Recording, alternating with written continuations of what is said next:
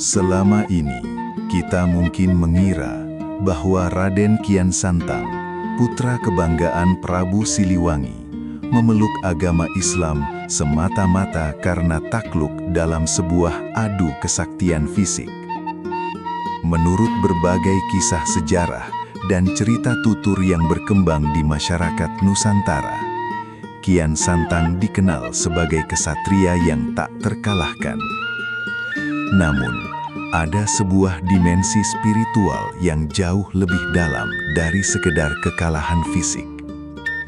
Ini adalah kisah tentang sebuah teguran spiritual yang luar biasa. Sebuah momen pencerahan yang mengubah kesombongan seorang jawara sakti mandraguna menjadi sebuah ketundukan mutlak kepada Sang Pencipta semesta alam. Berdasarkan riwayat dan babat lokal, sejak usia muda, Kian Santang telah menguasai berbagai ilmu kanuragan tingkat tinggi. Tidak ada satupun pendekar di seluruh daratan Pajajaran dan sekitarnya yang mampu menandingi kekuatannya. Namun, di puncak kejayaannya tersebut, ia justru merasakan sebuah kehampaan yang sangat luar biasa di dalam lubuk hatinya. Ketika seseorang tidak lagi menemukan lawan di bumi, ego dan kesombongan manusiawinya akan menuntut pencarian yang lebih jauh. Ia pun memohon petunjuk untuk menemukan sosok paling kuat yang bisa mengalahkannya, tanpa menyadari bahwa pencarian ini akan membawanya pada penemuan jati diri sejati. Konon, melalui serangkaian petunjuk spiritual dan mimpi, Kian Santang diarahkan untuk pergi jauh melintasi lautan menuju sebuah tanah yang gersang, tempat di mana terdapat seorang tokoh suci yang dikabarkan memiliki kekuatan tiada tanding. Berdasarkan catatan sejarah lisan Islam di Jawa Barat, perjalanan ini membawanya ke tanah Arab.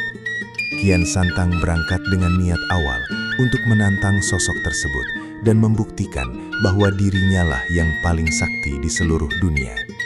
Namun, ia tidak tahu bahwa perjalanan melintasi samudra ini bukanlah sebuah perjalanan untuk mencari kejayaan fisik, melainkan sebuah ziarah jiwa menuju pemahaman ketuhanan. Setibanya di tanah suci, Kian Santang bertemu dengan seorang kakek renta yang penampilannya sangat bersahaja, sama sekali tidak mencerminkan sosok seorang prajurit sakti. Kian Santang dengan sombongnya mencari sosok terkuat di tanah tersebut. Sang kakek yang menurut banyak riwayat diyakini sebagai sosok yang dihormati dalam agama Islam tidak menanggapi dengan amarah. Beliau hanya menancapkan tongkat kayunya yang rapuh ke tanah, lalu meminta pemuda Pajajaran yang sombong itu untuk mencabutnya sebelum bisa bertemu dengan sosok yang dicarinya. Sebuah ujian yang terlihat sangat sepele bagi sang jawara yang selama ini merasa tidak terkalahkan. Disinilah momen puncak dari runtuhnya ego sang kesatria. Kian Santang mengerahkan seluruh tenaga fisiknya, bahkan mengeluarkan segala ilmu kesaktian kanuragan yang selama ini ia banggakan. Namun sungguh di luar batas akal manusia, tongkat kayu yang menancap di pasir itu tidak bergeming sedikit pun. Semakin ia mengeluarkan tenaga, semakin tubuhnya terasa melemah dan kakinya perlahan amblas ke dalam bumi.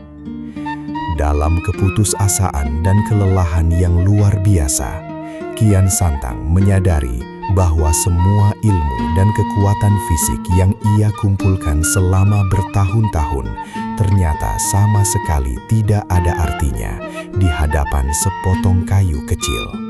Sang kakek kemudian mencabut tongkat tersebut dengan sangat mudah, seolah tanpa tenaga sedikit pun. Beliau kemudian memberikan sebuah teguran spiritual yang sangat mendalam.